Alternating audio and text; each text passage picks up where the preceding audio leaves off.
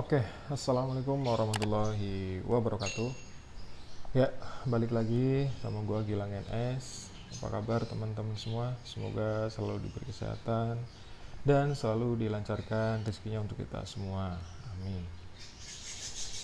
Ya, video kali ini gua mau jawab pertanyaan mengenai CDI BRT. Jadi, singkat cerita kemarin ada komentar yang ada di video gua rubah arus DC gitu. Jadi komentarnya itu ntar gua unjukin komentarnya. Jadi dia setelah ganti arus DC malah CDI BRT-nya lampu LED birunya nyala gitu. Intinya gitu yang gua tangkep. Setelah dia ikutin rubah arus DC yang ada di video gua, dia ikutin terus sudah diganti arusnya ke DC untuk lampu. CDI dia nyala di LED birunya gitu. Dan dia nanya, "Bang, kenapa ya kok CDI gua jadi LED birunya nyala gitu?" Jadi di sini gua mau jelasin mengenai CDI BRT dual band yang gua pakai. Kalau ini dual band ya, jadi ada dua kurva pengapian gitu. Ini mumpung gue lagi bongkar bodinya, tadi habis benerin jok gue yang nggak mau ngelok. Alhamdulillah sekarang udah bisa ngelok, jadi udah aman. Sekalian bongkar bodi, nah sekalian gue mau nerangin CDI BRT. Mungkin buat teman-teman kita yang masih awam, kalau yang udah tahu ya di skip nggak apa-apa. Ini buat kayak gue yang masih awam dan teman-teman yang mungkin ada pertanyaan kemarin itu, dan yang mungkin ntar baru mau ganti CDI BRT gitu. Ini kayak buat kaum awam lah gitu, kayak gua gitu, untuk pemula lah. Jadi kita langsung ke CDI-nya aja. Jadi CDI BRT dual band ini ada 3 lampu LED nih. Ada 3 lampu. Yang merah itu tandanya kalau kontak on, yang merah ini nyala. Tandanya CDI ini udah on gitu. Pengapiannya udah on. Dan itu kurva 1 kalau yang nyala hanya warna merah. Terus kalau nanti saklar dual band-nya di on, kalau gua kan dipakein saklar nih yang di stang. Nah ini di on, ini berarti dual band. Kalau ini berarti kurva 1. Nah kalau di on kurva 2 gitu.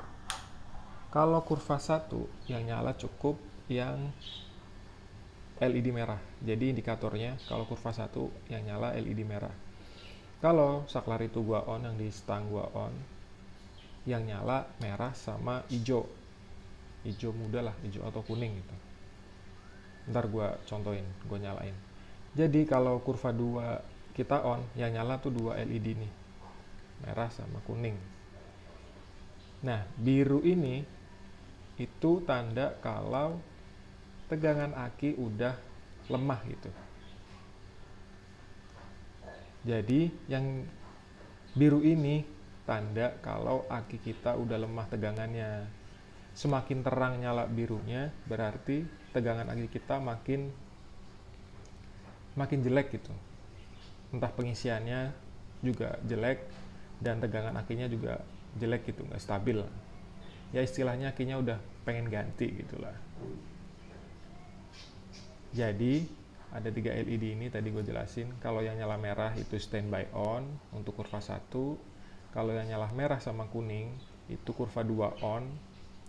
Tapi kalau birunya nyala itu tandanya aki kita udah waktunya ganti gitu. Atau tegangan atau pengisiannya udah jelek gitu. Ini coba gue contohin ya, gue hidupin nih, gue kontak on nih. Kontak on, tegangan aki gue 12,6, masih bagus. Nah ini juga berfungsi buat acuan kita. Oh tegangan kita masih bagus, seharusnya ke CDI juga bagus gitu kan, ke CDI juga bagus gitu. Ini kita buktiin ke bawah.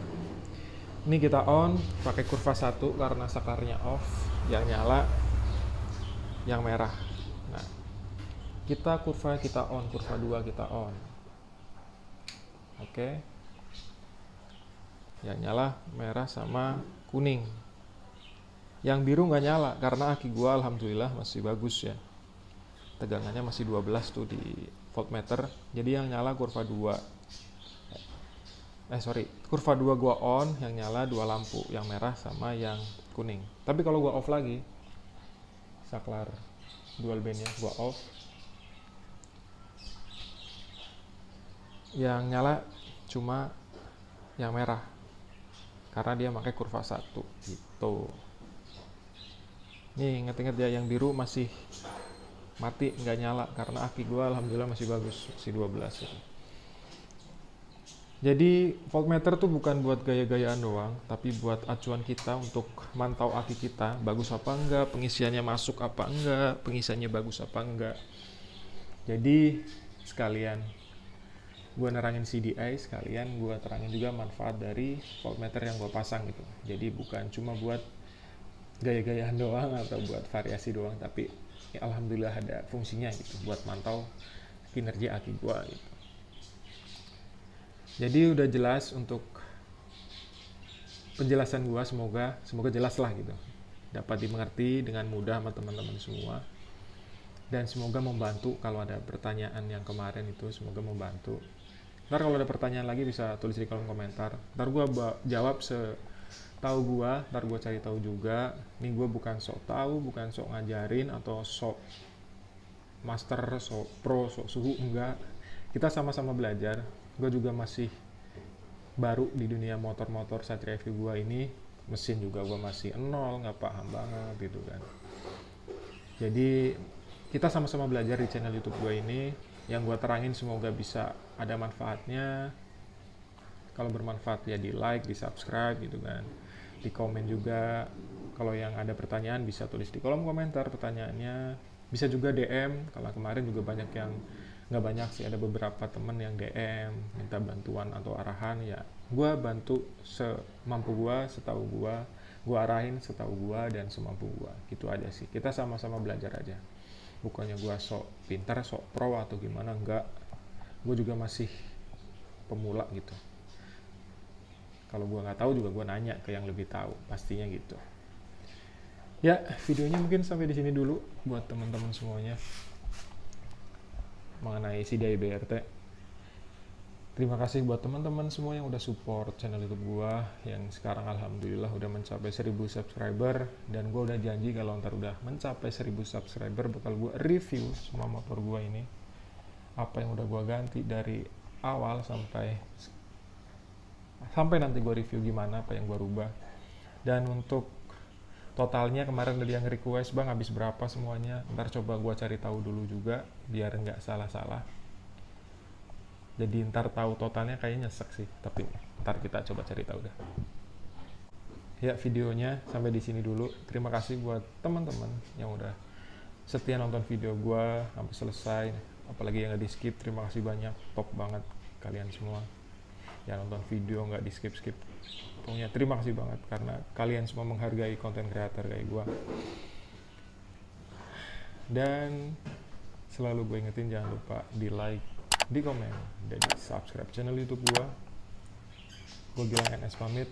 Wassalamualaikum warahmatullahi wabarakatuh. Dan selalu jangan lupa bersyukur untuk hari ini, setiap hari, dan setiap saat.